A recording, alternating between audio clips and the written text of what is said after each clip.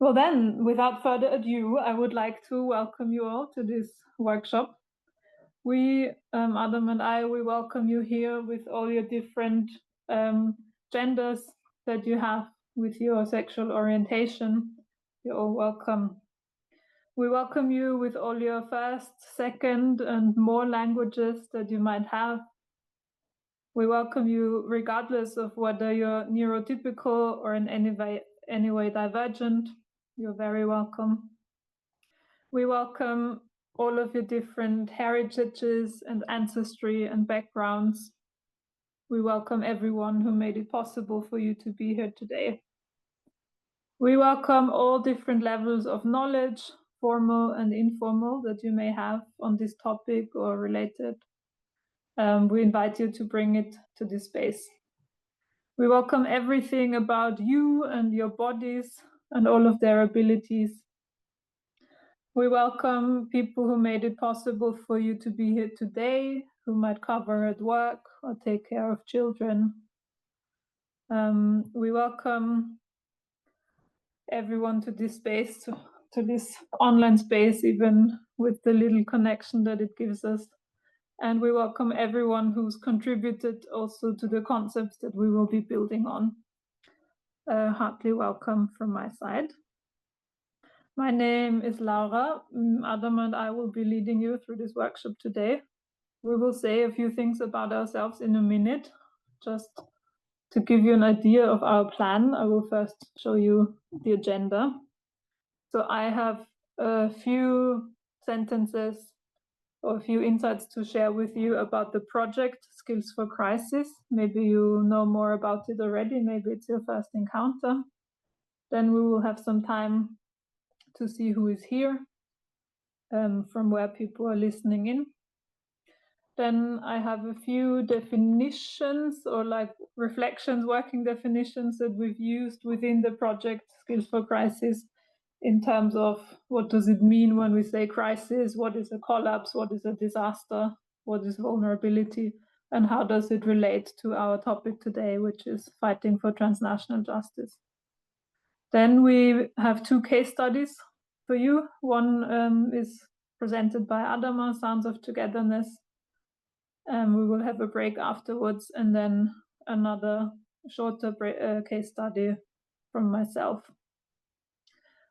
This will kind of is the approach that we have when we talk about fighting for transnational justice, the inputs that we have. And when we thought about how to create this online workshop, it's quite a long time. We also said some people, they like a lot of input, and other people want to discuss, and it's very difficult to find something that works for everyone. So after these case studies and an exercise, we will make a possible exit point, after which we have a few reflections and questions that we have that follow up to this workshop, which we are very happy to debate for you. But we also appreciate it's an online workshop and it's late already. So if anyone wants to leave, then we won't be offended.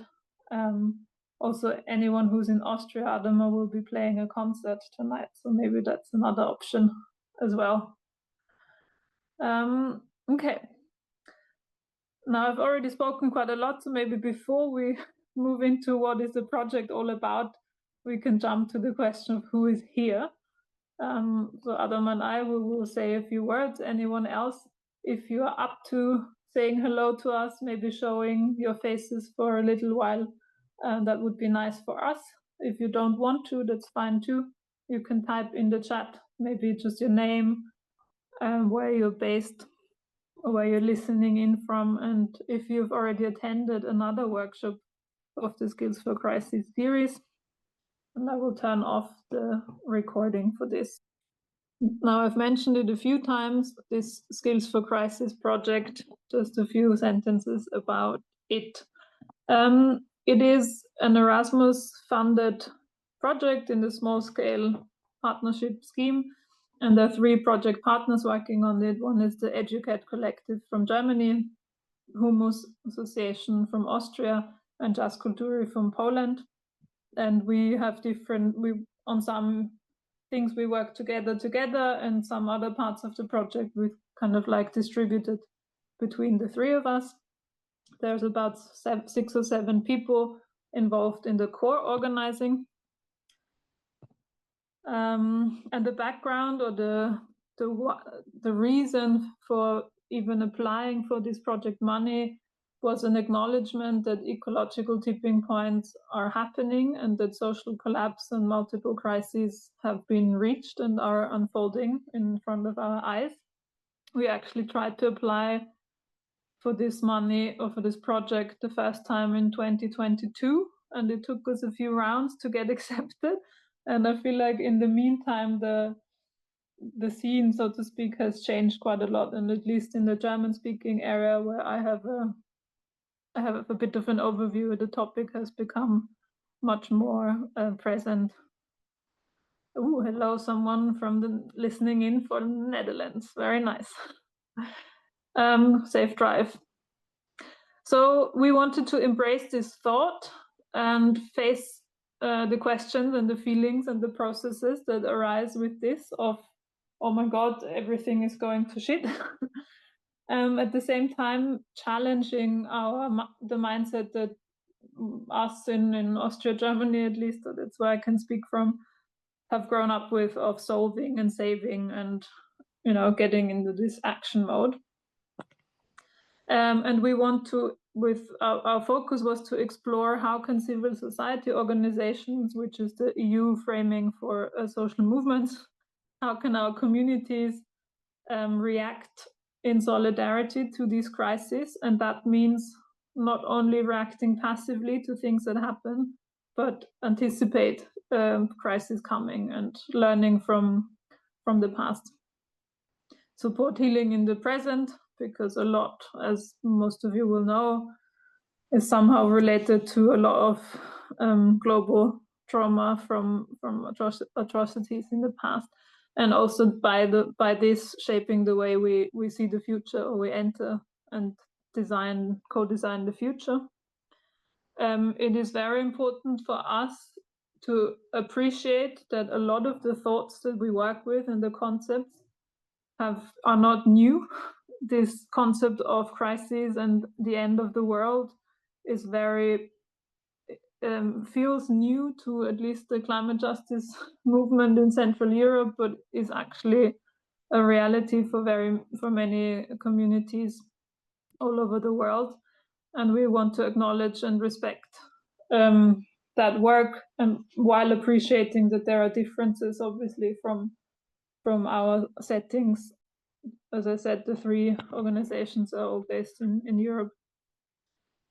We do not want to only quote the knowledge that we use, but also try some practices and approaches from different contexts.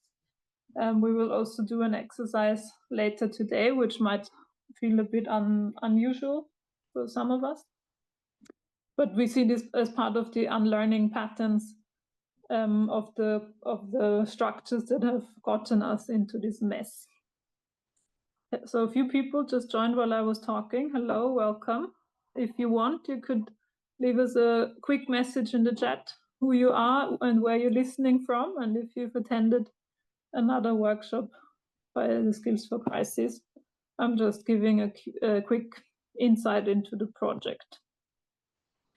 Within the project, we just came up with 5 so-called streams of thought, or like workshop areas. You can see them here, and this one today is fighting for transnational justice. There was also one on mental health, on extreme weather, on solidarity with people on the move, and on strengthening civil society in times of crisis. And what we are doing, and we have to do within this project, is an online kickoff event that happened in April, May this year. Then we had 5, or are having 5 online workshops, of which this is one.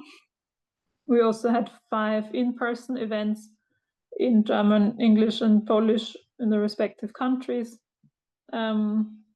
We have, or will be producing 6 podcast episodes where we summarize some parts of these workshops, And we are very close to publishing a zine that documents the learnings of these workshops as well. And there will be a network meeting in Vienna in the beginning of November, to which you are also very welcome to if you want.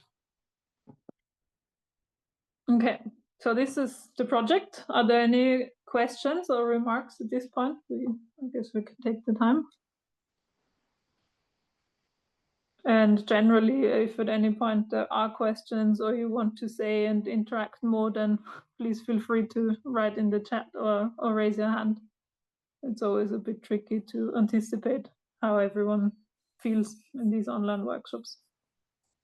Okay, but I will go on to our next part, which I dubbed the definitions. It's more of, it's a bit of definitions and reflections on the terminology. I've recently also attended the collapse camp in Germany, where I realized a lot of people working on similar issues sometimes use different terminology, meaning different things. So we're also trying to explore what is it that we're actually talking about. And some of these definitions we took, or the project team took from an input that we got from Friedrich Gabel. He's an activist and researcher based in Germany, and who works on ethical disaster management and inclusive disaster management, which was really interesting. You should check out his work. So first of all, we have crises in the title. What do we mean by crisis? I had a look at the dictionary. A time of great difficulty, disagreement, confusion, danger, or suffering. So it's actually quite a broad term, and I think this is reflected in how it's being used. It's quite a broad thing. But what I found interesting, nothing new, but still to have it there also in a definition, it is a time of. It's a longer period of time. But there are also disasters. So what is a disaster? Again, I looked around for some definitions. There's one by the United Nations Office of Disaster and Risk Reduction, which is quite elaborate. And they say it's a serious disruption of the functioning of a community or a society at any scale due to hazardous events interacting with conditions of exposure, vulnerability, and capacity, leading to one or more of the following: human, material, economic, and environmental losses and impacts. So there is some sort of exposure and vulnerability, something happens, and there is a negative impact. What is interesting in this, of course, I mean, the UN is not probably not the baseline for all of our work, but it's still a relevant player in international politics. And what is quite striking to me is that what is a disaster in terms of, how much damage has there been, or how many people were injured, how many people died. There's no clear definition. So what we as humans, or what the media calls a disaster, is a very political decision. And this is something that we need to pay attention to also when we talk about transnational justice. And then Adama and I and another colleague, Camilla Schmidt, we did this workshop before in Vienna, and then we had an interesting discussion with the people who were there at the time, which I marked here in red, which is the question of what about disasters that are consciously made or accepted by politicians and corporations? How do we deal with them, and how do they come into this definition? Not that I have an answer now, but it was an interesting discussion. And finally, collapse, which is, I guess, the most dominant wording for this kind of work at the moment. It was hard to find a definition, and on my search I discovered a thing that was new to me, so I keep sharing it to everyone I come across. I don't know if it's new for you. There is as a language selection within Wikipedia, you can choose simple English. I think that's a very cool thing. And the Wikipedia in simple English says about a collapse, a societal collapse means when a complex human society falls apart or breaks down. This can happen because of natural disasters, environmental change, using too many resources, complexity problems, loss of social unity, more inequality, or losing creativity. So also a very broad concept. And I've been contemplating on why we used skills for crises and not skills for collapse. And I think there's some arguments in both directions, but I guess for us, the feeling that crises transmit is more of a underlying long-term stressful situation rather than a one-off moment of collapse, or at least this is I guess the ideas that people have when they hear the words.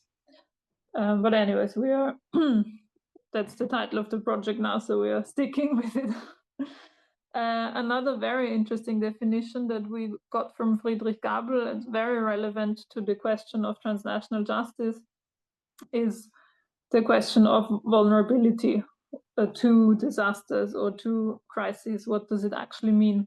Again, the UN definition says a vulnerability is about the conditions that determined by physical, social, economic, and environmental factors or processes which increase the susceptibility of an individual or community to impacts of hazards. And then underneath, so I think first of all it sounds quite logical, but then there are actually quite a few differentiations that I find really interesting. So vulnerability, first of all, is linked to the likelihood to experience impacts of a hazard. But being vulnerable does not mean that you necessarily are going to experience the hazard. It just increases the likelihood. Vulnerability also means an entity has lower capacities to deal with the impacts, usually due to economic or socioeconomic reasons, but it does not necessarily mean a community is harmed.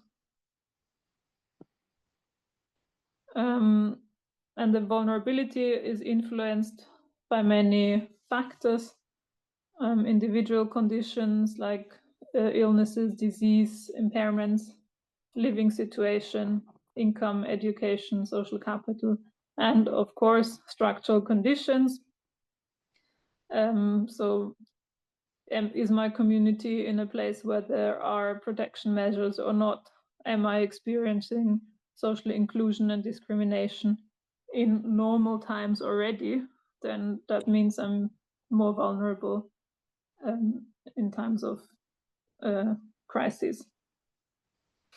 So why I also think these definitions are interesting, because when we talk about international transnational justice and social movements, obviously I assume most of us are not working within the frameworks of the UN or nation states, but I feel like there's a lot in this language that the UN, for example, uses that we can translate into our work, and that can help us to understand how they think or how we need to talk with them, and that we can apply to our own struggles.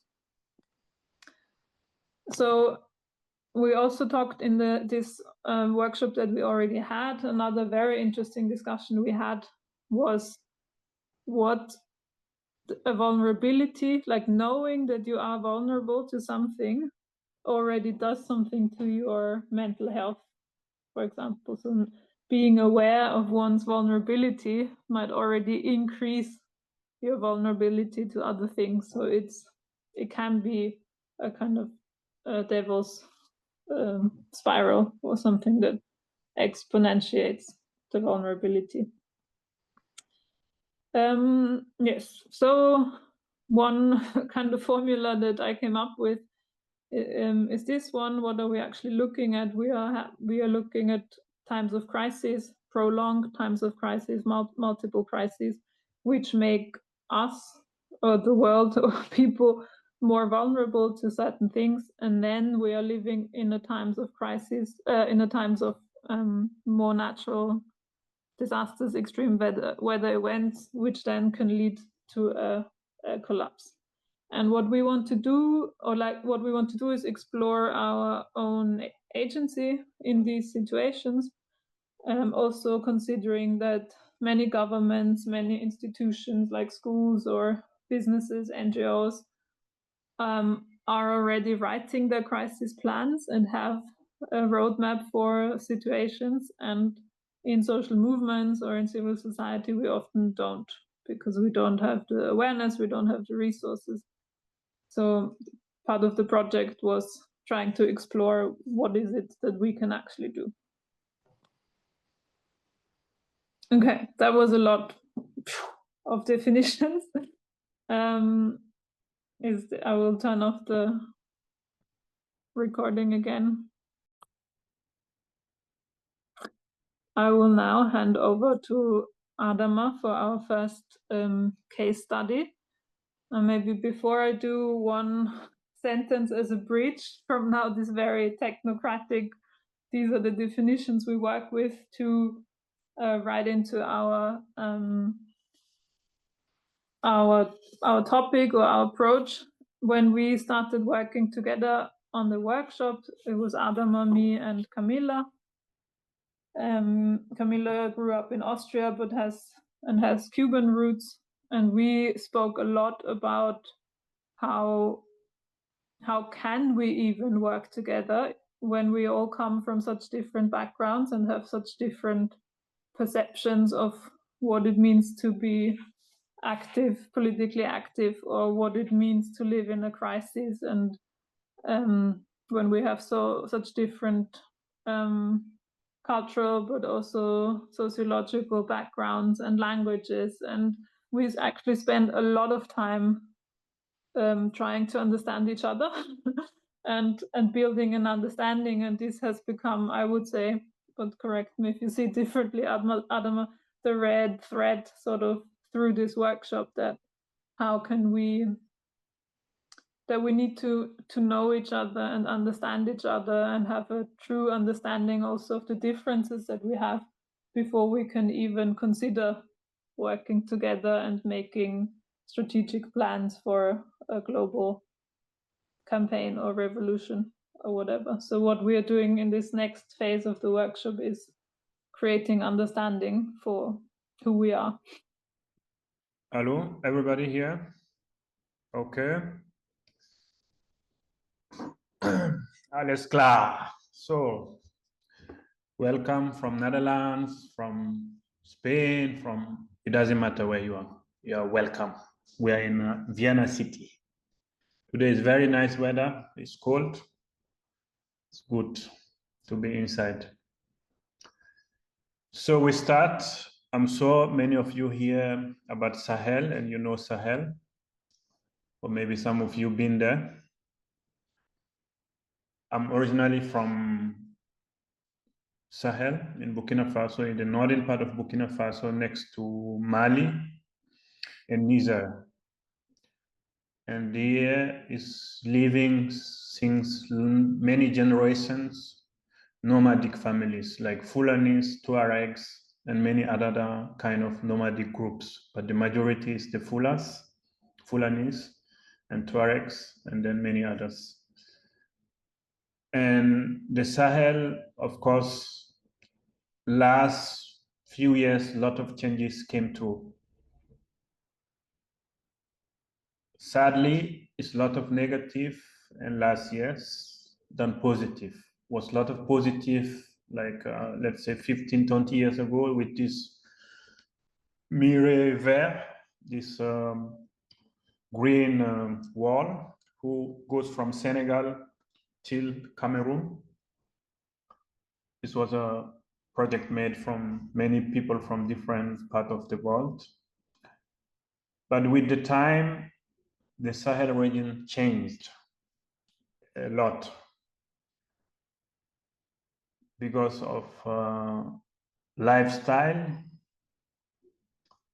what people are waiting and what they want to get. and what they propose them, and what they want them to be, and what themselves want to be. These things didn't match together. And now so many of you see in the news sometimes that it's this kind of situation, people with guns roaming around, like in Mali, in Burkina, in Niger.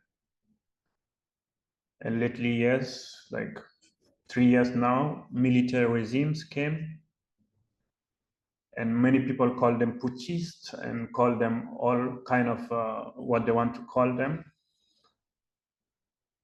But militaries only come in power when the civils fail. It's the failure of the civilians bring the militaries to power. And this is what happened in the Sahel states in West Africa. I would say the civilians, politicians, who people was hoping to bring a change, they failed out. And mostly in Africa, I don't know about Europe because I'm not here long enough to know deep down in the history of European history. But in Africa, most of the time since the independence in the 60s till today, anytime we have a struggle, it doesn't matter which kind, with the states, people always call the militaries for help. Because the people think this is the only solution we have. And these particularly three countries, Burkina Faso, Mali, and Niger, they know more military putschists, militaries in power than any civilians in power since 60s till now. Why? Because the politicians who were supposed to stand and give the right direction and talk to the people, they make themselves too much superior to the population. We see them only when it's campaign, and when campaign is over, we don't see them anymore. Lack of development in all levels, school system, roads, water, all kind of resources are not there. So this situation brings militaries to power in this part of Africa. So before we go deep down in the workshop, I welcome anybody who have a question to give a small question from my introduction, who I am, where I'm from, and what about what I was talking now. If somebody have a question about this, please ask me and I will respond you, and then we will go through the whole workshop. Thank you. I give time. If it's any question, please. Sophia, you said you're very interested in about the Traoré politics and your opinion about it. You mean Traoré, the president of Burkina Faso, actual president, or? Yeah, hello. So I meant that, and I am just I'm very underinformed about Burkina Faso's or Africa's politics. Just know very little.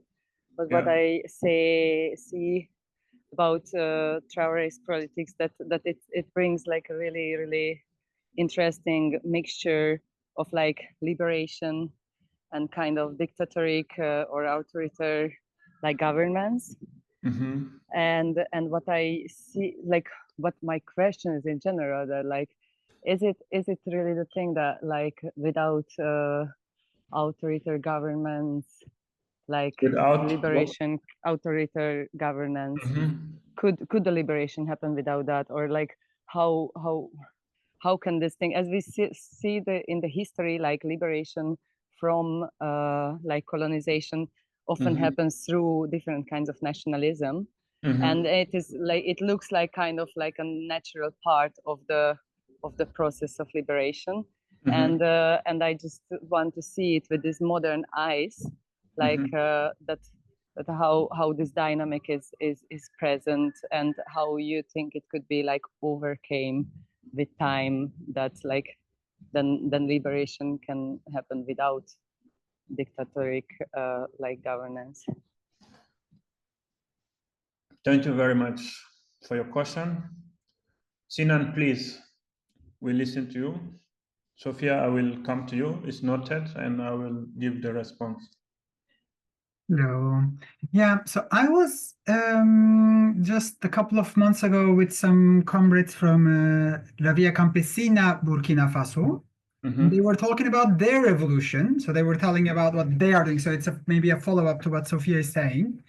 We of course see, and because I mean, yeah, the whole issue of like all the content is in French, that it's very hard for me to reach.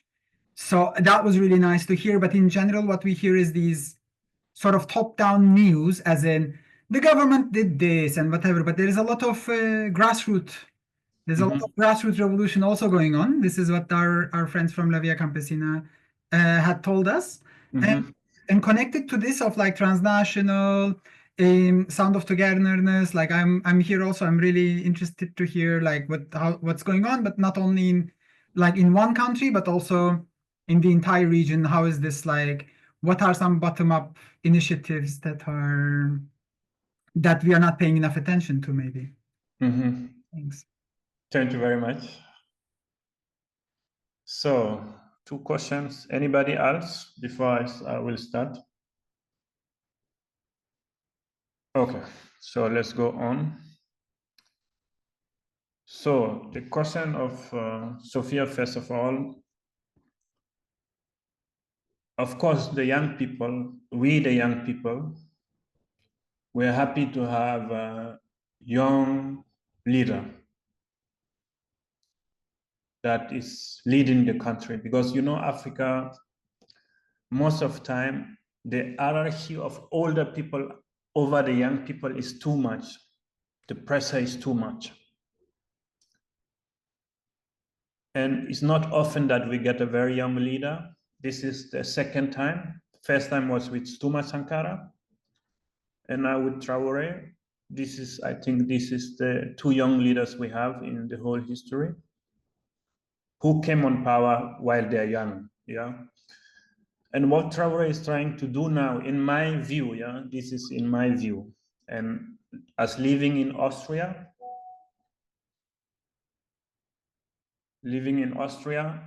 I can just say as a Burkinabe living outside, because I'm not living there, so it's some things I don't experience. He have a lot of ideas who are really good for the development of the country. And he's clear speaking to the Western world. This is also very good, because the Western world always see Africa or Africans under and they are top. And this is what young Africans are trying to make, that we are equal. If you think you are important, we are also important. This is the message he's giving to the rest of the world. This is one point. And then he have a lot of projects like Faso Mebo project, where he's working with many people in the country to develop the country. This is a good project he's doing. And even this year he did, after people finish, when they get their matura, before they go to the university, they have to go for some weeks. All the people who got the matura, they have to go to learn some things, and also learn how to defend the country in a case of attack. So this also, I think, is important to make Africans believe on themselves. So this is one side. And the other side, with this, what Sophia mentioned, is dictatorial. This is often said in the Western world to other leaders, if they are not dancing the rhythms of what they want. And you know, with all the power that is happening in Africa, all the political powers, is a copy-colle of European way of governing of yesterday and today. This oppressive system, they learn it from how they was colonized, and they're using the same strategy to give fear. For me, the only thing I don't appreciate on my side, and this is my point of view, going to Rusland, I'm not fan of that. I'm not fan of that. And I'm not fan of people running away from their countries because they're scared, and I'm not for that. I'm more for if somebody did want to do something wrong to the country, they say, hey, come here, we'll explain the person where we want to go, how we want it, and we should not have internal enemies in our own country. So we should try a way of a dialogue between the people of the country, but not make these are the good ones and these are the bad ones. This brings more trouble than good things. So this is my response in this case. I hope the response was clear enough. Thank you. Thank you so much. Can I have like a second on it, or just a small reaction? Yeah. So like I really loved what you said about like how he makes these rhetorics that like lifts up Africans from this like white supremacy culture, and it's like I literally love his speeches on that. Like really, he's a great speaker. What I meant on like the dictatorial like things is rather like the thing that like, as I understand, he promised to have elections after a while and then he decided not to, and also he has this ongoing like a kind of campaign or narrative against like LGBTQ people, and for me like this makes him so like antagonistic in my in my imagination, that like if you want to like yeah, add any info on these two things, that would probably enrich my understanding on it. So the question, so your question was this time was especially into LGBT people, because the other was more compliment than a question, if I understand you well. Yeah, that one and the election part. Okay. So the election part, you know, before we get power, we don't know how sweet is the power. When we get it, then we see how is it, what is the privilege and what is inside. And before we come, especially in his case, he came and take a country who is in a very hard situation. And from being outside the palace, he would not know what is inside the palace. But by arriving there, then he faced the reality. He realized, okay, this is not 6 months problem. This long-term problem. Then if he will say, okay, I can't, I have to go, and then people will say, yeah, we know it. Because he thought he could fix this. But then when he came in the house, he realized there's a lot of things to do before even talking about election. Because in this case, if he will organize election, the election will be only in the big cities. And the big cities will vote for the rest of the people. And this will not work. The first thing is to liberate the country that everybody can vote. This is my point of view in this case. But of course, I'm for election, that we choose who we want and who we don't want. Me, I'm for that. But I think in this case, he was surprised when he take the lead. He realized what is the whole story before. He saw it with his own eyes. It's one proverb in Fula who says, when you are not inside the house, you don't know if rain can drop inside. But once you are in the room, when it rains, you realize it's a lot of water coming in. So this is the answer in this case. And about the LGBT situation, I saw it also, I think it's some weeks ago. The law was voted. But what I think in this case, you know, nowadays is a lot of things about communication. And people always look sometime where they can get free communication. This is my point of view, yeah? They're like, okay, if I hit here, the communication will go everywhere and everybody will know me. Very fast. Everybody will talk about me for free. I don't have to pay. It's free. This is one point of view, how I think about it. Because what I know is a lot of LGBT people there in Burkina. There's a lot of LGBT people there. But I cannot, as a outside, I cannot speak for the people who are facing the reality. But what I think in general about this, Africans need first that this situation goes in the situation, in education, that people learn what is it. People learn what is it about, how is it, before forcing the people to accept it. Because he could say, okay, we accept everything, we love LGBT, everything, and then somebody get a problem, then they will say, okay, this country is not safe. Say, for me, I think it's one part is communication, and second thing, the people need to be educated about the whole story, to accept the lifestyle of these people, to not see them as a problem because they are not a problem, to not see them as a danger because they are not a danger. They're like you, they're like me, they're like all of us. And everybody should be able to live how they want. It doesn't matter where they are.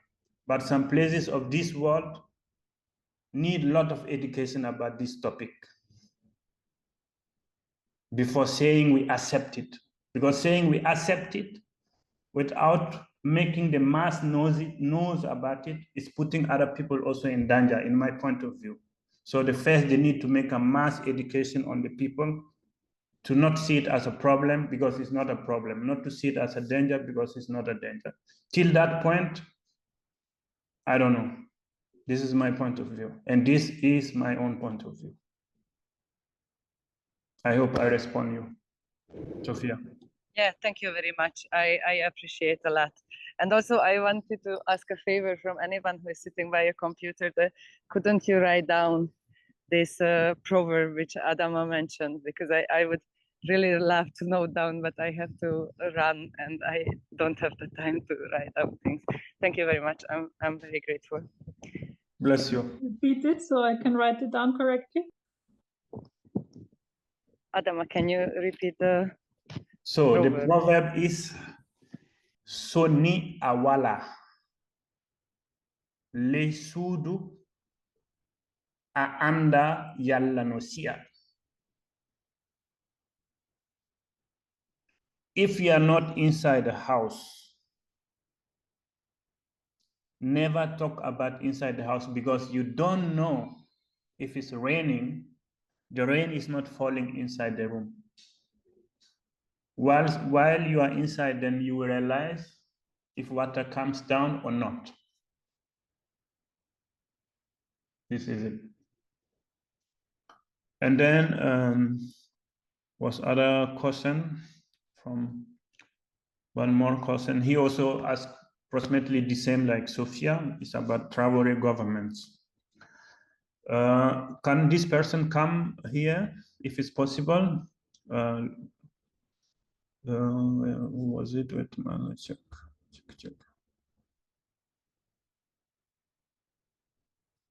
Laura? Sinan? It was Sinan. Yeah, Sinan? Oh, Sinan, you went for party. What was your question? No, okay. Do you want me to repeat the question? Please, yeah. Yeah. That my brain is I'm not refreshed, sure you if know. Yeah, I'm not sure if it's a question, but it's more like, so what I said was that recently, 2 months ago, I was with people, activists from Burkina, from Burkina Faso, from groups from La Via Campesina. So they are doing rural development, rural regeneration projects, you know. Yeah. And they were talking about what they were doing as part of the revolution, ongoing revolution. So this is how they told us the story of what is happening. And that was really nice to me because that is not very accessible to me. It is accessible to me in like these big news places where they talk about, oh, the government did this, and then I don't know, the French government did that, and so this big actors, big political actors. But it's nice to hear also stories of exactly the sound of togetherness, not as in the government of Burkina and whatever they built the Sahel Alliance, but also in the ground, in the grassroots. How is that being built as well? Like, what are the stories coming from, you know, from bottom up kind of organizing in that way? How are people contributing to that process somehow? Because that was really interesting, and it's not accessible to me because everything that I know how to get is in French, you know. So it's not if I don't know how to find it, it's very hard to. I mean, like the nearest language is French. So I'm just curious, but I think this is also part of the story that maybe you will tell anyway about the Sahel region. So it's just this curiosity that I wanted to share, that what is going on in like grassroots level organizing in terms of responding to crisis situation, you know, solidarity, creating solutions and things like that. Thank you very much. So of course, there's a lot of projects where, for instance, in the city of Ouagadougou, they're building a lot of roads. And many people from the country, they're coming to give cement to this project that everybody have to build Burkina together. This is the slogan Faso Mebo, is that we build our country in our own. And you know, when we say revolution, people only see the big man with the gun and running around. It's the whole concept. And what Africans actually need is to decolonize their brain, because the African brain is colonized, but nobody will free brain of nobody. So Africans have to be able to go over these stories, the colonial master, the slavery, blah, blah, blah. We have to decolonize our brain and stop talking about these things and going in action and working and building. But anytime African country try to find its way, many Western countries, I don't say all, because all are not playing that game. Some of them are, they're dictators, they're this, they're that, they're doing this, it's bad, blah, blah, blah. Sometimes everything cannot be correct. Of course, it's many wrong things if we want to look for the wrong things. It's many. But from my point of view, Africans have to decolonize their brain. And this that Burkina-based come and work together, this is what I love about his movement. But running after Russia or the France or the America or the Germany, this is something I don't want. Because this is decolonizing ourselves in one part and colonizing ourselves in one another part. Because end of the day, all is the countries of the snow. On the countries of the snow, this is how I call this continent. The countries of the snow, they think how to survive in 500 years. And if they will pump all Africa, they will do it to survive. It doesn't matter if it's Russia or France or Germany or Belgium or England, they will do it because they want to survive and live in their luxurious life. And if Africans allow it to happen, because if they think Rus is better than French, this is lying to the brain. And this is brain colonization. None is better than the other. We can cooperate with all and build better future and mutual respect. So this is my answer for you, my bro. So Laura, let's go into the project, to the workshop. So, is any of you know this house? Because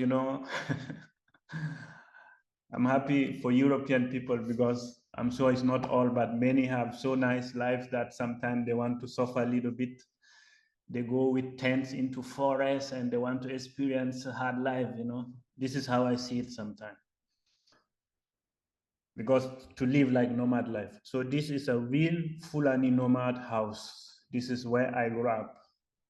This is how I'm the one you see there, but this one, of course, I was already grown up.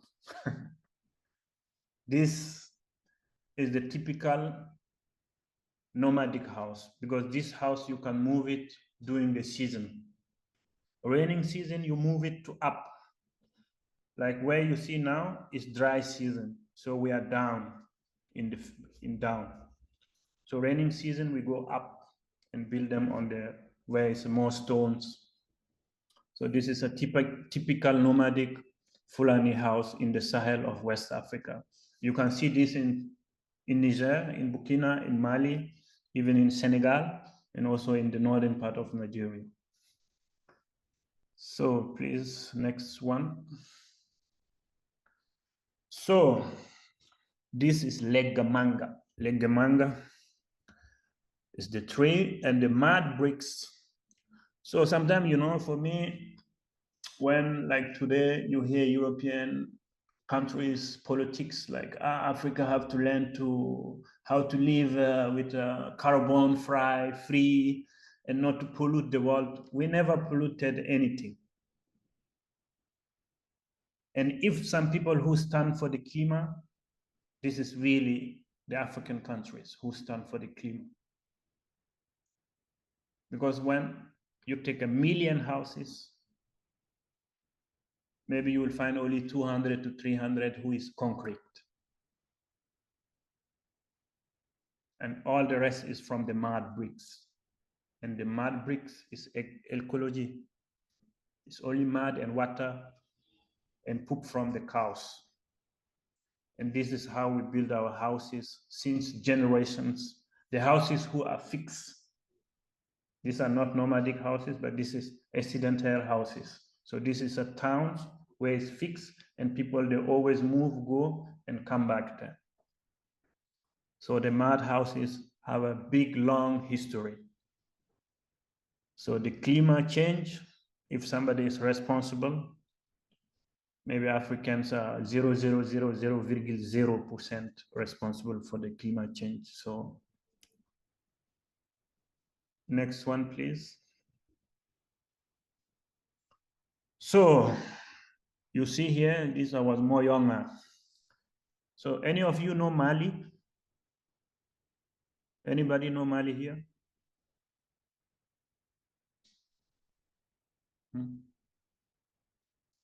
Okay, you see RND is a national road in Burkina Faso when you go from Ouagadougou to Waigia.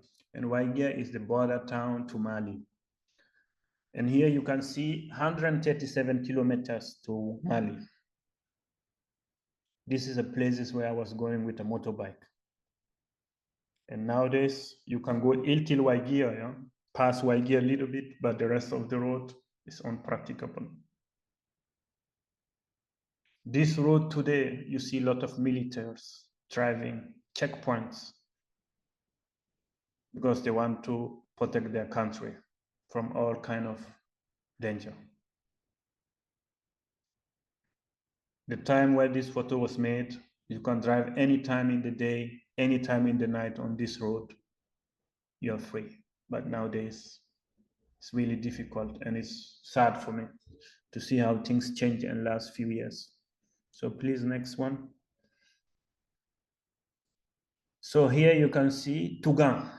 Tougan also is another road from Waigia to Tougan.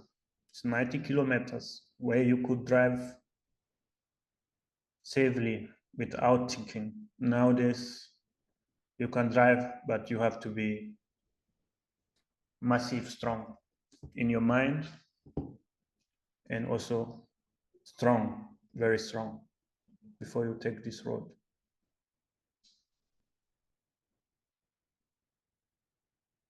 Next one, please. So this is hirse, this is millet. This is what I grew up farming. Yeah, I didn't farm a lot. Yeah, I didn't have a tractor. I was farming with a hand. And this is how the rainy season in the Sahel look like. It's very green. You think, oh, it's really green land, but only few months of the year. And it rains only one time in the year there, only one time. And millet, you all know that millet is very great food because all kind of vitamins are inside. Mostly 99%, we always eat millet as a people in the Sahel. Please, next one. So this is the town where I'm from exactly, in the northern part of Burkina Faso. So the troubles, when the trouble started, it started in this region.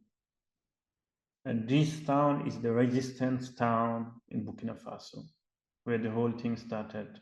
And I believe if this town make it, that everything stays normal and comes back to normal, everything, the whole place will be good. Because this is the resistance city of Burkina Faso. As I said, God bless all the ones who have positive mind in their hands, in their brain, in their heart, to finish the trouble without harming anybody, but standing to face the reality and free the country and their people. Next one.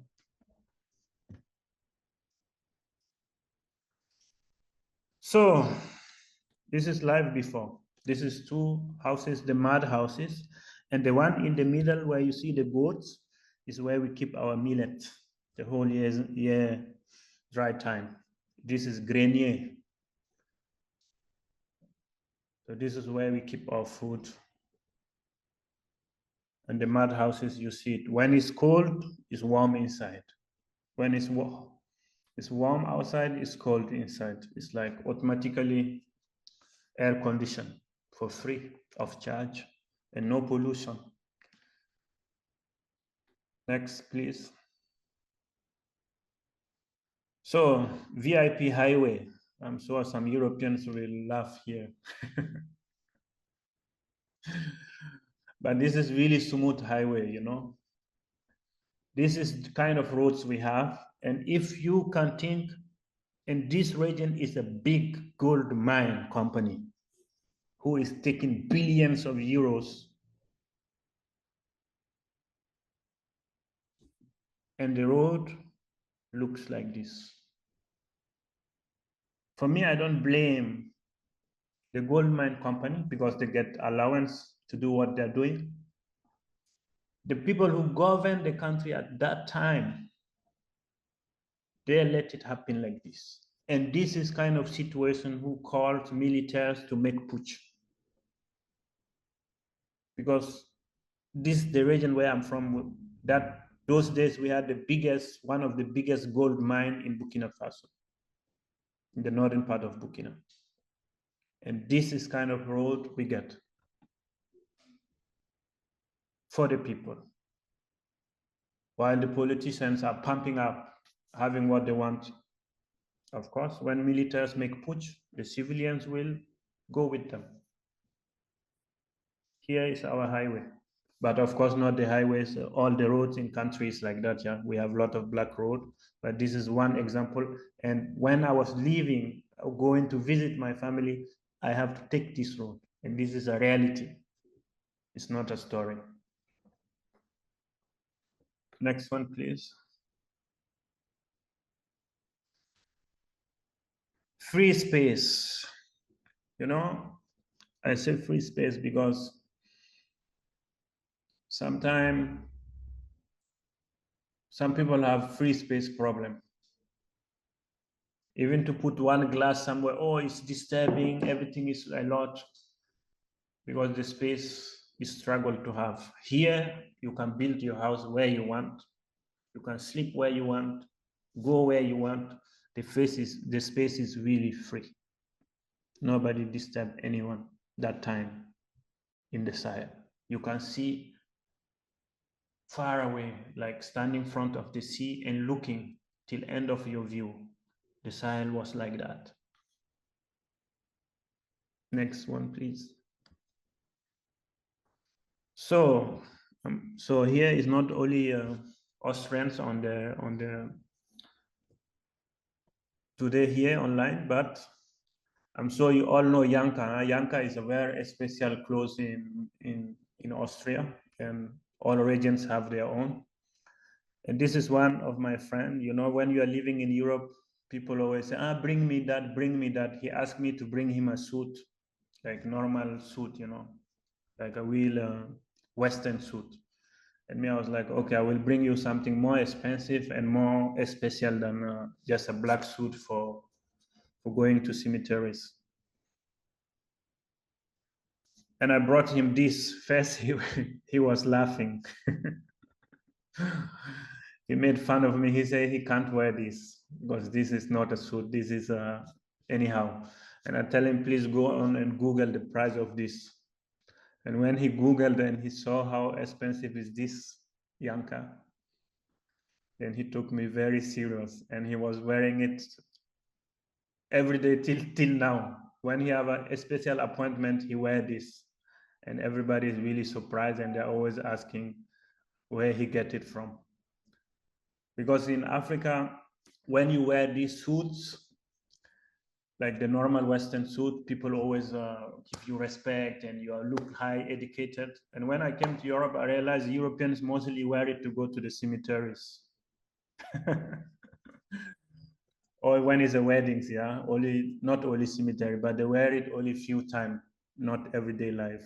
Please, next one. Sword before work. So the guy you see on the carrying this wood thing for making the bricks is me. And this time I was living already in Europe, because usually we the Africans, when we live in Europe and we go back, we are living high life also, you know, big time, showing off, showing money and all this. But when I was a small child, I went to Quranic school. This is kind of school where you have to hustle to survive, and you learn about the Quran, and you have to go and beg for food, and you have to survive on your own a lot of way. After growing up, I appreciate that I went to do this school, although this school brought me a lot of not good things, but brought me also good things, to learn how to be humble. So when I go back home those days, when I could still go in my hometown, when I go and make bricks with my friends to build up, like to build the walls of my parents or the toilets or renew the house of my parents. And people are like, no, you have to make it with cement. You are living in Europe. I was like, no, I will still live the same way when I'm here with you guys. And when I'm with different place, I will live how people are living there. So I go and make my bricks, drink my tea, listen to music, and enjoy my life as a Sahelian nomadic person. I live this European lifestyle at the airport. Next one, please. So this is my father. He gave me a lot of advices. And one advice that he told me one time, he said, never be same who you are. And never put your head down in front of no man, of no person. Be proud where you're from, because you know where we are from always is called like the poorest place and the uneducated area. And my father told me the most educated people in their soul and in their brain, they're living in the Sahel of this country. Don't listen to what they're saying. This we are talking about in turn in Burkina, what people say about the nomadic people. that we are uneducated, we are always moving this and that and this and that, just to bring us down. Bringing people down is not only the white man power, yeah? It's also between Africans, and tribalism between Africans. So he tell me, my son, it doesn't matter what they say. What you have to know, we come from long road, and they're afraid to see us. But we are here, and we will be here, and we will go everywhere in this world. And they will realize one day who we are, that we are not just passing by. We are here for a reason. And everybody will realize it one day, that we are all nomads. Never put your head down. This was his message to me. And I always say, thank you, man. Next one, please. So I'm sure you all know the baobab, yeah? This is a big tree, you know, in Africa. You know, some people worship trees, some people worship stones, some people worship water, some people worship the baobab. This is the biggest spiritual tree in West Africa. And it's tree who have a lot of vitamins and a lot of good stuff. And this baobab tree, we use the leaves for sauce, some part of it for our animals to eat. And when it's raining, some baobabs have like a place where you can go in and hide, like from the rain. So this is a big spiritual tree. And sometimes we hear that in the night, some spirits coming and stay on the baobab, and you can go and speak with them if you are really clean, yeah, in your vibes. Yeah. Next one, please. Last one. Okay. So this is the last one. So you know these pumps, I'm sure Europe also know them, but long time ago, yeah. We still have these pumps. When you go in the deep down the Sahel, this is how we get water. You hear sometimes a woman go to 100 kilometers, 40 kilometers. Yeah, sometimes in villages happen that women walk long, but men also carry water. Men carry water and make wells like this and facilitate for all kind of situation. And this was built by the country, yeah? Even you see white people that they didn't build it. Me, I didn't build it either. This was built by the state. And it's pure, clean water from the pipe, because this is like deep down for everybody. So thank you, everyone. This was my Sahel presentation. Now, if you have any question, please don't hesitate don't hesitate to ask any question. Nothing is stupid. Nothing is useless. We are here to learn from each other and cooperate and see how we can work together for equality between people, for understanding between people. And before we judge somebody else, judge ourselves. We should see how we can make it equality for everybody and how we can work together in different kind of hard times. Even the weathers are not the same. In the Sahel it's hot, in Europe it's cold, but we should see how we can come together with these two extreme weathers and to be together. Thank you. So questions are open, please. Hello again, everybody. I hope you had a nice break. Drink water, eat good food. So now we are going to another workshop from Laura.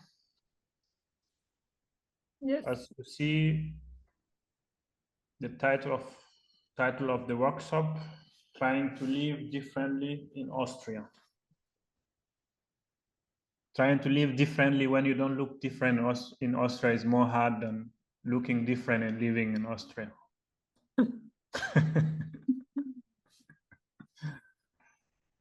First time we sat together to talk about this workshop, Adama said to me, Laura, why are you so different? What happened to you? So we thought we don't only give an input into the work, the life in Sahel, but also the life in Austria. Are any of you based in Austria? I don't think so. Well, then I'm really exotic now. No. Okay, so you're white exotic. yes. Yeah, okay, so this is going to be a bit shorter because I assume the life in Austria generally is more familiar to our audience than the life in Sahel. So I tried to focus a little bit on how I came to be who I am and fighting for what I fight for. And then we can see how the two stories come together. So this is where I grew up. Austria is a very imperial looking country. I've come to realize, obviously, it felt very normal when I was a kid. I grew up in an area where there were all the embassies and old buildings that have been standing for ages. I did a term abroad in Canada when I was like 15, and my host family took me to some ruins in Quebec City, and they said, "Oh, this is really old stuff, really old ruins." And I said, "Okay, how old are they?" "More than 200 years." And I had to laugh because the house I grew up in is more than 200 years old, and a lot of the things you see in Vienna are very old. So that's a kind of perception of the world that I grew up in. I grew up in Vienna at the edge of the so-called Western world. This is a thing that I have had to overcome when growing up, or actually as an adult, really. My parents took me to many different places. I was very fortunate and could travel a lot as a kid. And we either went far away, like to China or to Costa Rica, or we went to the east, to the western parts of Europe or southern. And I nowadays I say my parents had an iron curtain in their minds, not very explicitly so, but I realized when I was grown up that they never took me to Prague or to maybe Bratislava because it's so close, or to Budapest or to Warsaw.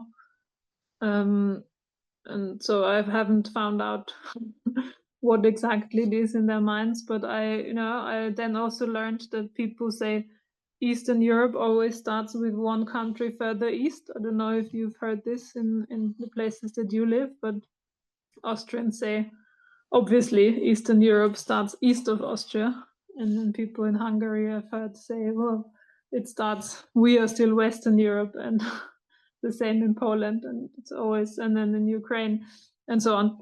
So this is a concept that was, I had to break down, and it was harder to break down or to kind of comprehend than, say, colonialism or the Holocaust. These were topics that are kind of in your face, but the perception that people have in Austria of Eastern Europe are much more subtle, and took me much longer to kind of get a hold on.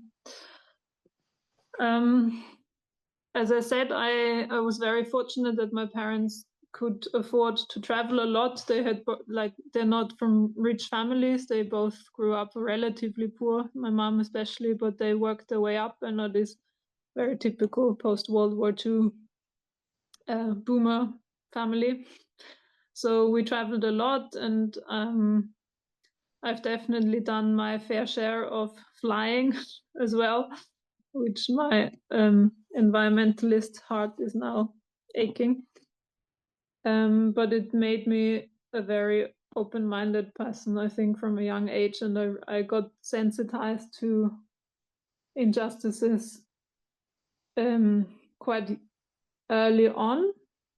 Obviously, the perceptions I had back then are not necessarily the truth or the purest one, but in a way, I saw there are different ways of living, and some children that I could relate to, have a much easier life than others, and this informed a lot of my life and my education, I think. I have had very early fantasies about foreign lands and maybe also helping in a way. My parents discovered this drawing that I did when I must have been like 8 or 9 years old. So this girl, who's obviously white, says, "Hello, I am Sabina. I am from Africa. I'm also the princess of Africa." And then she has a little guardian angel that says, "I am the guardian angel of Sabina." And unfortunately, I do not remember where this came from, like what I had been watching or reading or thinking at the time. I'm also not sure if I identified with Sabina, but I still think it's quite an odd historical document of my life and what I thought about the world. I started being involved in different kind of protests and projects very early on. I was a school deputy, head girl, and in 2009, I researched today, there were big demonstrations in Austria. Apparently there were 20,000 students in front of parliament. I don't remember what exactly we were protesting. It wasn't that substantial, I remember. And there were organizations calling for a demonstration, and it started at, I think, 9 o'clock in the morning or 9:30. And I distinctly remember I wanted to go to school for the first lesson and then leave to the demonstration, or they called it a strike, because I didn't strike school or education as a whole. I wanted to protest against the law, whatever it was. But our headmistress, she wasn't a fan of protesting students or of me, I think, for that matter. And she forbid us to go to the strike. So she actually closed the gates to the school and we couldn't get out. So me and my friends, we climbed over the wall in the courtyard to still go to the protest. I then, maybe I'll jump this one. I was very fortunate as well to have lived in different countries. I grew up in Austria, and then I spent half a year in French-speaking Canada as a high school student. I also spent almost 2 months in the US, and then lived in the UK and Madagascar for 2 years each. In the UK, I went to university, so I'm going to go back to this one where I had to write the blog post. It was part of my course in international development. I had to, set up a blog post and start writing, and then I continued after the seminar had ended. And when I was preparing for this workshop, I read through some of the blog posts, and some are quite cute, some are very true still. So there's one which is very relevant to this workshop, which was called "Should I Stay or Should I Go?" And I remember I had the opportunity to do a work placement abroad as part of my studies. It was like it was very free. I could go anywhere in the world really and do anything I wanted, as long as it's somehow related to international relations and international development. And we had learned about the upsides and downsides of international development, and how I had a relatively good understanding of of what it means when a lot of very young white people go to places like Sri Lanka and do volunteering there. So I was quite critical of it, but I was still debating. I know it's it's not as good as it sounds, but is that a reason not to go? And in this article, I realized the most important thing for me would be to stay in Europe, in the center of power, and try to fight for systemic changes there in the education system, to stop trade agreements. And here it says, as I write this, I realize this doesn't sound like a big revelation at all, and it probably isn't. But although people are aware that most problems derive from capitalism, I don't think that most of the well-intended development students realize what that means. I tried to come to read a conclusion in this blog post. I didn't. If it wasn't my best work. Anyways, I did go abroad. I went on a work placement in Madagascar for half a year, and then fell in love with the country and with the person, and ended up staying, or like going back and forth and staying there for almost 2 years in total. Which made me, I mean, all of these stays abroad, I think, made me realize how different life is. This is a picture of my blog post, and the one in the middle that says 10 things I noticed is a very cute one of my first couple of weeks in the UK, where I talk about 10 things I noticed that are different from Austria, and the kind of small culture shock that I had moving to the UK. And one thing I remember very distinctly is, I don't know if you've been to the UK, but when you go into a UK bathroom and you wash your hands, the tabs are really weird. There's like one tab for cold water and another one for hot water, and they're different pipes. So you have two streams of water. One is icy cold and the other one is boiling hot. And I always wondered, how does that happen? How are you supposed to get warm water to wash your hands? And yeah, that was one of the things that occupied my mind a lot. Anyways, I guess what I want to say is this: being able to travel and being able to live in different places has given me an understanding of some areas in the world that aren't my home, but also on a broader level, I think it's given me an understanding of the fact that life is different, even if I don't understand it, or if I will never understand it. Life is different in different places, and even little things like a tap in a bathroom can be significantly different, even in places that are supposedly relatively similar, like Austria and the UK. So when I came back to Austria, I got involved in the climate justice, or I was involved in the climate justice movement. And ever since then, I guess, or increasingly in the last couple of years, I've tried to emphasize the international components or the transnational components of it, and try to also use the resources that I have access to, or that I acquire, like this project money, to decenter European points of view or Austrian points of view, and try to open up spaces where we can listen to each other and learn from each other.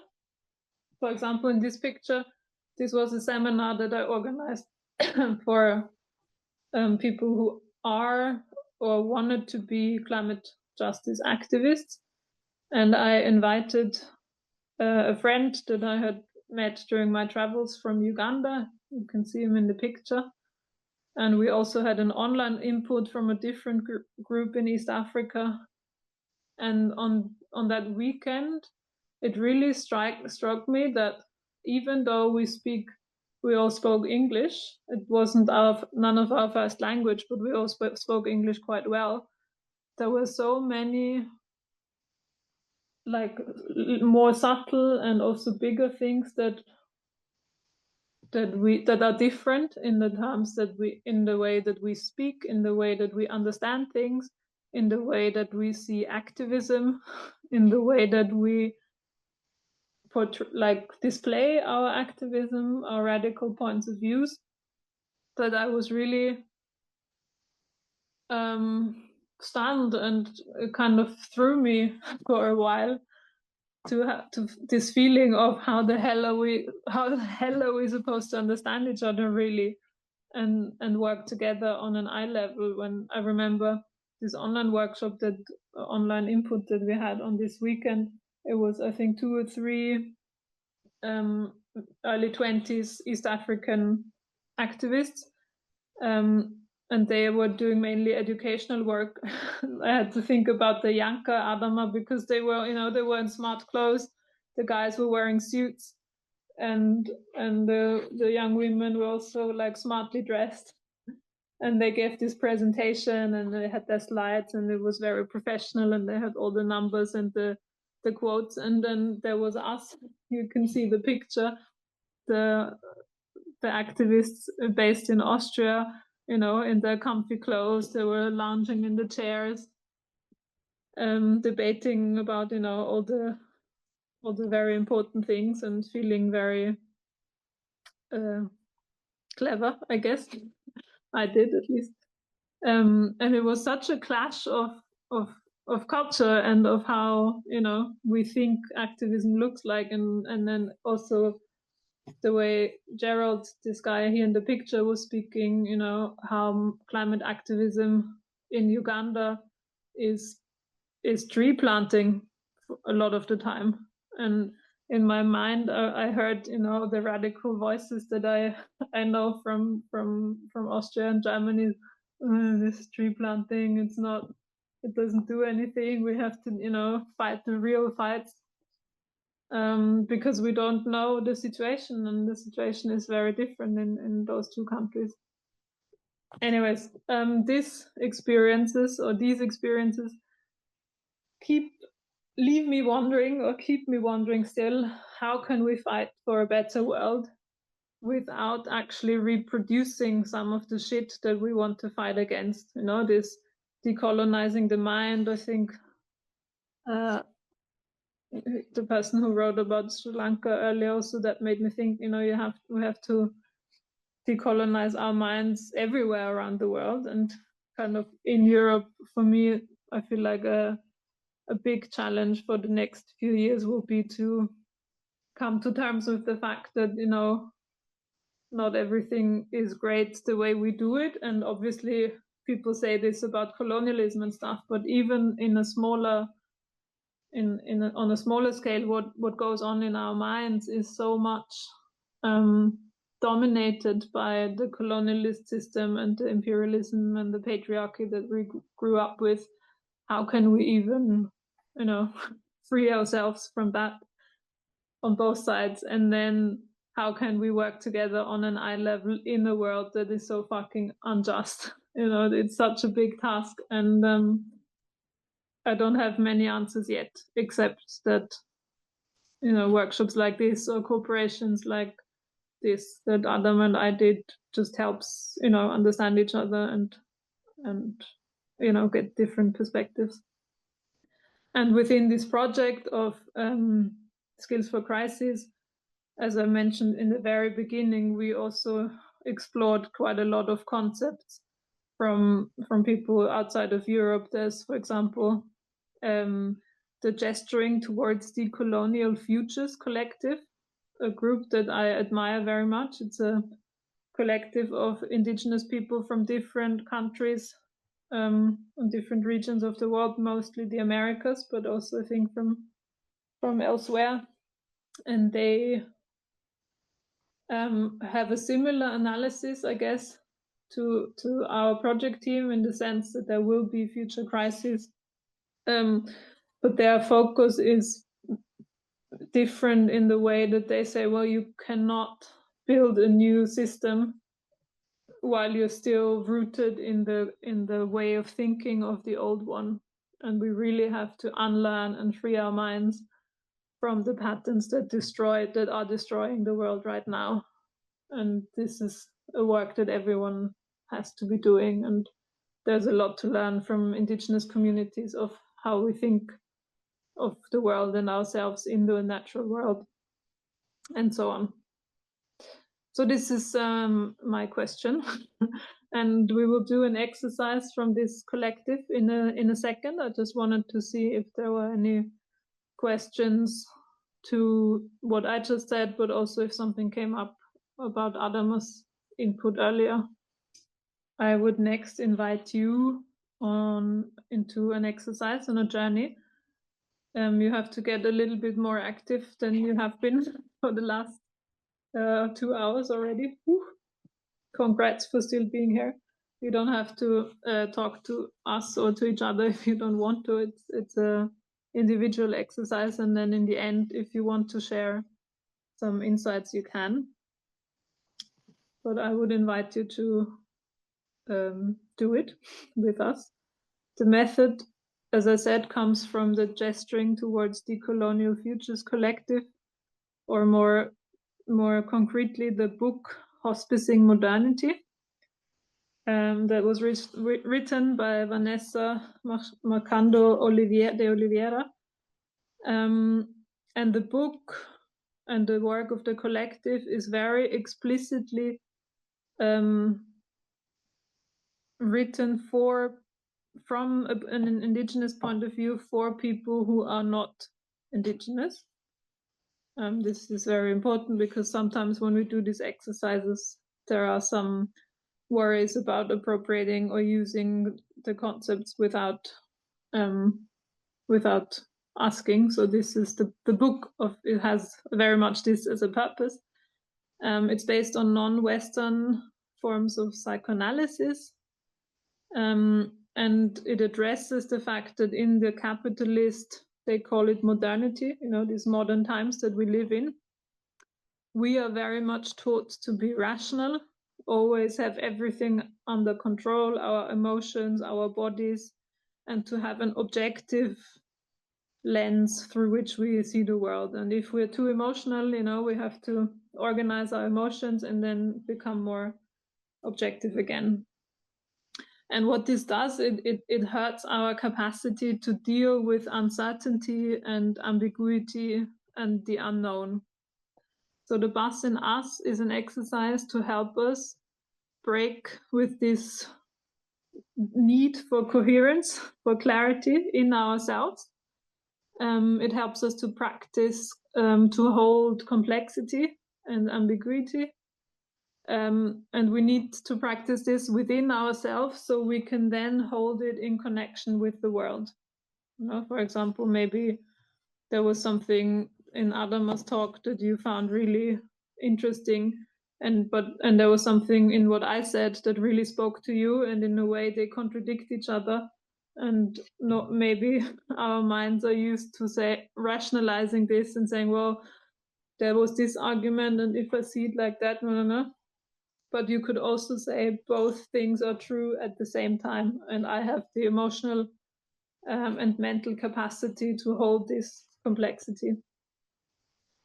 And how this works is as follows. The bus is your inside. You can also draw it if you want. We have a picture of a bus here. There is a driver in the bus, and there are many passengers. Maybe it's a travel bus or a school bus. The passengers inside, they embody the events that have shaped us in our lives. They embody unresolved traumas. They embody childhood events. They embody partners or significant others, friends, family. Everything that shaped you is somehow represented by passengers. And each and every one of these passengers has an opinion on a certain topic.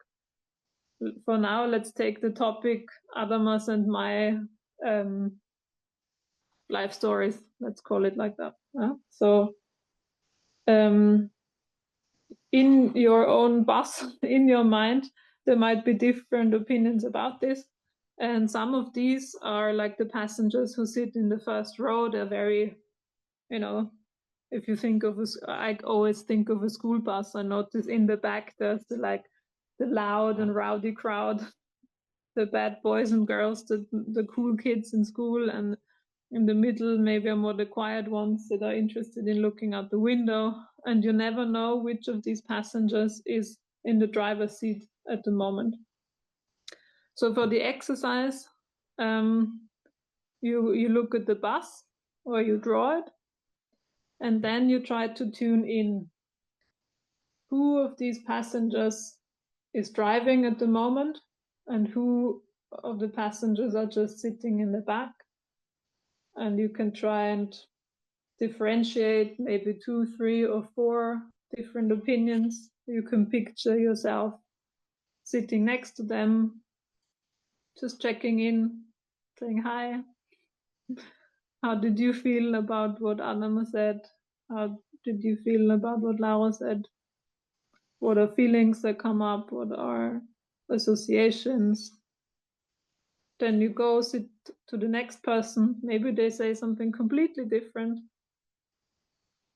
You can also draw the 3 passengers that you embody and find out what they say and feel. I will give you maybe 5 minutes to do this. There is some inspiration of what people have drawn in the last workshop. And then if you want, you can share some of it in a bit. I will make a sound when the 5 minutes are over.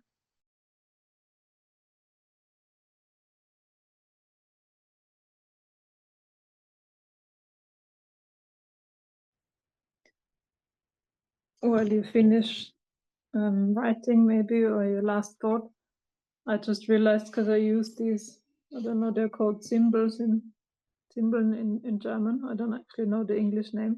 And they're used quite a lot by facilitators here in Austria to like tell the time. And when I bought them, obviously they are, not obviously, I learned they are from Nepal and Tibet. And the guy I bought them from, he told me, this is where they come from and that's their meaning. And it's actually a very Western way of using them to make this kind of nice low sound. And the way the monks use them usually is like they bang them onto each other very loudly and multiple one at the same time to, I don't know what it is for exactly, I forgot, to chase away the bad ghosts or bad spirits, I think. But I found it quite telling that this is what the West does, right? It takes something and it uses it completely differently and forgets about it. Anyways, I hope you had a good time on your bus. Is there anyone who would like to share how the exercise was for you? Yeah, so it happened that I am the participant who speaks again. I'm just doing it for you guys. You can also talk. You can just step in. But what I just wanted to share that like one memory or one kind of like state of being, which I felt like driving my bus while you both were talking, is that little child who I am very often, fortunately still, who can like really be amazed by life, like who is sitting down to see a worm for half an hour and just be like extremely enthusiastic about look, it moved again. And I think like while hearing different people's life stories, which are like one of it is like much more similar to mine than the other one, but somehow like getting like the feeling from both of them that it is something intertwining these stories, and it is something like solidarity and like wishing for the better for everyone. And this just makes me that enthusiastic, as enthusiastic I can be for the worm. And this is what is driving my bus at this moment. Thank you for putting this into my driving seat, because before this event I had different persons on my driver's seat. Thank you. I like being a worm. I will say a few more very slow sentences, and if anyone does want to share, obviously jump in. I also don't want to make you feel uncomfortable. I mentioned in the beginning that we have an exit point in this workshop, which would be now. I will give you the 3 questions that we have been carrying, or I have been carrying with ourselves in working on this workshop and in the project. And if people are up for it, we can stay and discuss them. As we're not a big group, I would say we stay in the big room. But also, as I said, we appreciate it's late and sometimes you just want to get input from online workshops. So I will give you the 3 questions and then I will do the kind of wrap up that we usually do at the end of a workshop. And then we see who wants to leave and who wants to stay and discuss. And also Adama has a concert at 8. So he will leave soon and can listen in to the discussion on the phone. So the questions that we have are basically this is not the one of the 3, but this is the headline, I guess. How do we struggle together for transnational justice now? How does it work? So as I said, the hypothesis we've been working under is we need to learn how to understand each other to work together. So what we were interested in is what layers of understanding are there other than a language, and what kind of misunderstandings have you maybe had already when you tried to work together with other people. And then this all leads into the question of how could a great cooperative project for transnational justice look like? Are there any best practices that you've heard of or that you've been part of, or is there anything you're planning that you think would be really great? And then finally, the big question for this whole Skills for Crisis project is what skills, what capacities do we need to increase when we want to fight for transnational justice in a solidary way? So these are the 3 questions that we're interested in. Other than that, or anyways, I would appreciate if you could all find one thing that you've learned about the way you personally think in the last couple of hours and type it in the chat. Maybe Adam and we can also participate, so we have a little bit of a summary of what happened in our brains in the last 2.5 hours. And I will give us some time for this right now. One thing that you learned about the way you think today. Okay, well, maybe some people are still writing. I shall go on to this slide that tells you we appreciate feedback for 2 reasons. One is, of course, we are genuinely interested in how this workshop was for you and what we might do differently. And the second reason is, to be honest, it's an EU-funded project and we have to get feedback. And this is part of the requirement. So we really, really appreciate if you would fill out this very quick online survey. It's mainly scaled from 1 to 5 questions, so it shouldn't take you long. When we send out the materials from the workshop, I will also send you the link again. But if you want, you can also screenshot it now or QR code it, whatever. And lastly, this workshop is free of charge as part of the EU project. As you might know, EU projects are not always that big sources of income in relation to the things you are actually doing. So if you want to, and if you can, we appreciate donations via PayPal or direct transfer. I will also put this in the email. And then finally, if you want to stay in touch, you probably have come across the Skills for Crisis website. There are also the Insta handles for all 3 organizations working on it. We will keep keeping an eye on the email address. And for Adama, you can check out his email website or also Instagram, right? Or come to the concert at 8 o'clock today in Vienna. Yes, I will put the link in the chat. That's a very good idea. Okay, I'm trying to get the links straight. In the meantime, I would ask you all to think about whether you want to stay and discuss our 3 questions, or whether you say that's it for me today, and let us know either in the chat or in the with the microphone, so we know. Okay, the other ones are either busy or not here anymore. So I will say, or maybe we say an official goodbye, and I will still stay in the room to see if anyone is talking. Adama, Yeah, to you. hi to everybody. I would like to thanks to each of you for taking their time and being with us here this evening. I know we are all very busy people, so every minute somebody give to listen to another person and to talk to another person or sit down with another person is because you think it's worth it to listen or to sit down with this person. So we really appreciate a lot from our heart.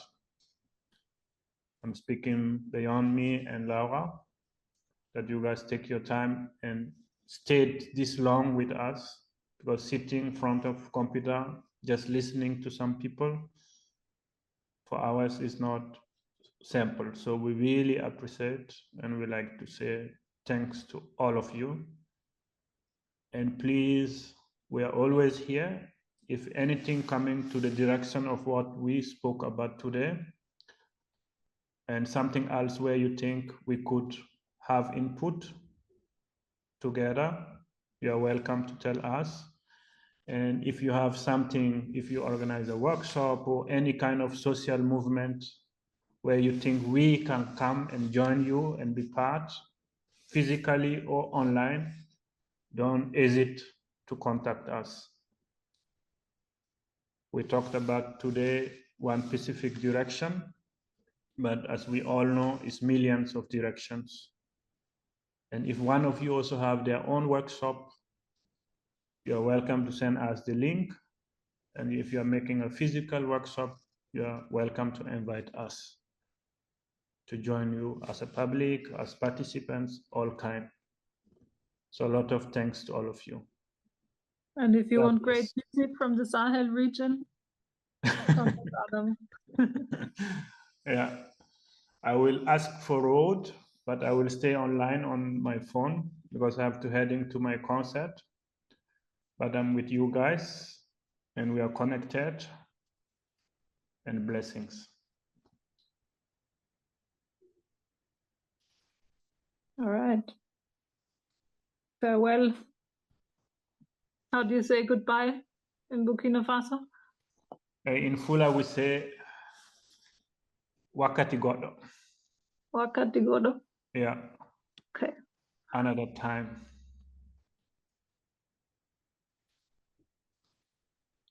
Bye bye. Bye bye.